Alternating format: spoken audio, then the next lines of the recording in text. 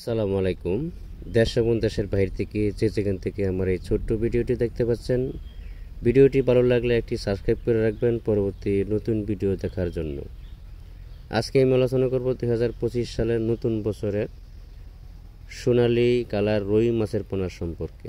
যারা 2025 সালের নতুন বছরের সোনালী কালার রুই মাছের পোনা সংগ্রহ করতে চান, আমাদের সাথে যোগাযোগ করতে পারেন।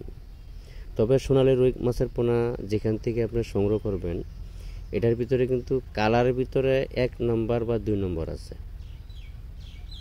একটা আছে আপনার পুরা একবারে সোনালী কালার থাকবে, আরেকটা আছে হালকা ডিপ থাকবে সোনালী কালারের মধ্যে।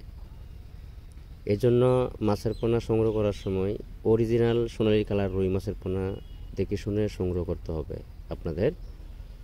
সোনালী কালার রুই মাছের পোনার মধ্যে 3 প্রকার আছে।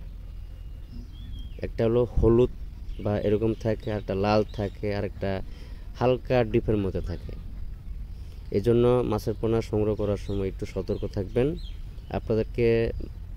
আপনি বলবেন একটা, আপনাকে দিচ্ছে একটা, আপনি না দেখে না বুঝে শুনে পুকুরে ছেড়ে দিচ্ছেন, বা যে মাছের কোনো মূল্য নাই এই মাছ পুকুরে ছাড়ার কোনো মানে আসে না।